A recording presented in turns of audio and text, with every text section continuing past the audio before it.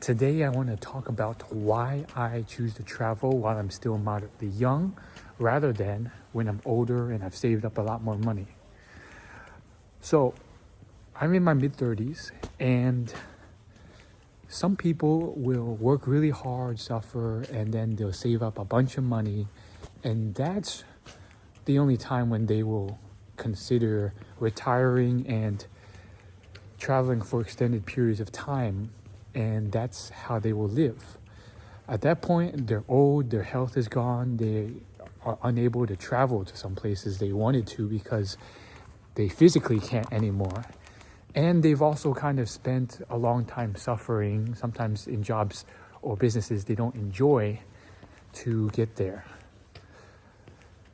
I think it's better to sometimes do what you really value now, because I totally get it. There's a lot of value in delayed gratification, which is, I'm all for that. I have saved a significant amount of my savings and income, putting it into my 401k and stuff, and Roth IRA. So I get delayed gratification. I've done that for years, but on the flip side, life isn't meant to be something where you are just suffering all of it and then at the very end you enjoy it. And that's not to say you can't find work you enjoy as well, but it's not guaranteed. I would say many people, dare I say most people, are in jobs they don't enjoy. They would like to get to a job they enjoy, but they're not there yet. They're striving towards it. It's not a thing you're entitled to. You work for it, and some are lucky enough to have that. My point is, I think it's important to do that. I'm currently in Budapest. Who would have thought I'd ever end up here?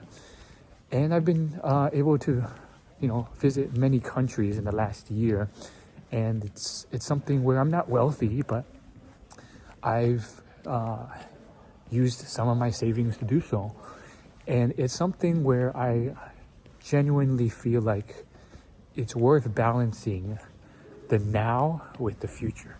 If you're waiting all the way until the end, who knows if you ever get to the end? There's, people I've talked to, and some of them are quite young, and then out of the blue, they get something like this one person, terminal illness. And, people expect to live until they're very old, and fortunately many of us do, but that's not a guarantee.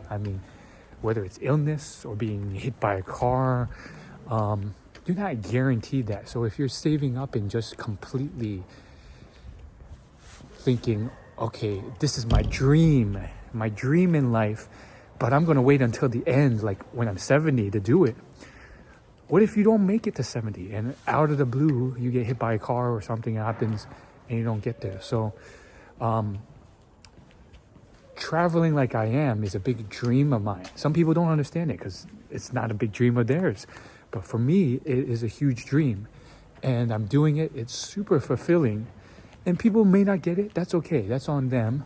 But for me, as long as I get it and I feel very fulfilled doing it, that's what matters. And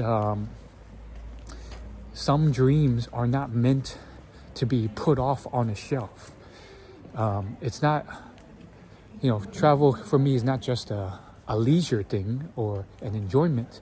It's a big dream of mine, something I've wished I could have done for many years, but could not. And there are plenty of travel influencers who have had the fortune and skill to turn this into a career, a business.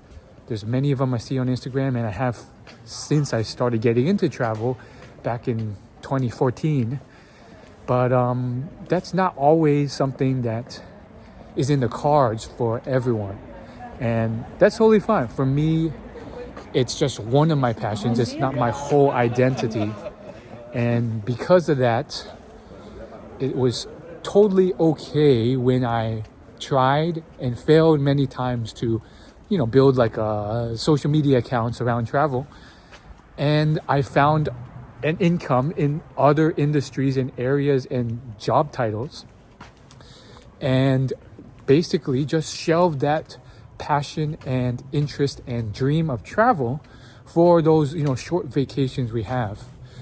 But as you'll find out, especially when you're in Europe, the 2-week vacations, the 3-week vacations Americans get, it's nothing compared to how much Europeans get. They get like on average 5 weeks a year.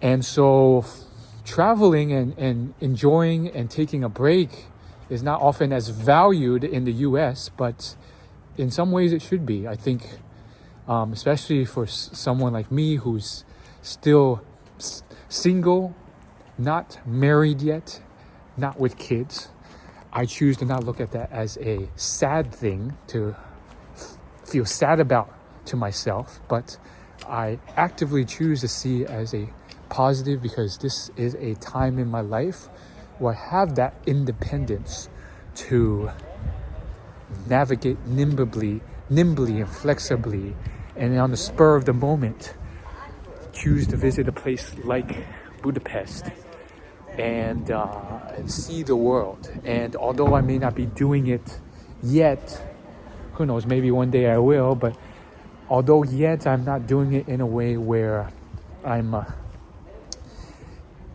living my passion as a career and I don't have to delay gratification, because life in general is this beautiful passion like certain travel influencers. That's okay. You do it how you can, and that is kind of concisely, there's more to it than that, but a concise version of why I travel and choose to travel now for more extended periods of time rather than just putting it all off until the end.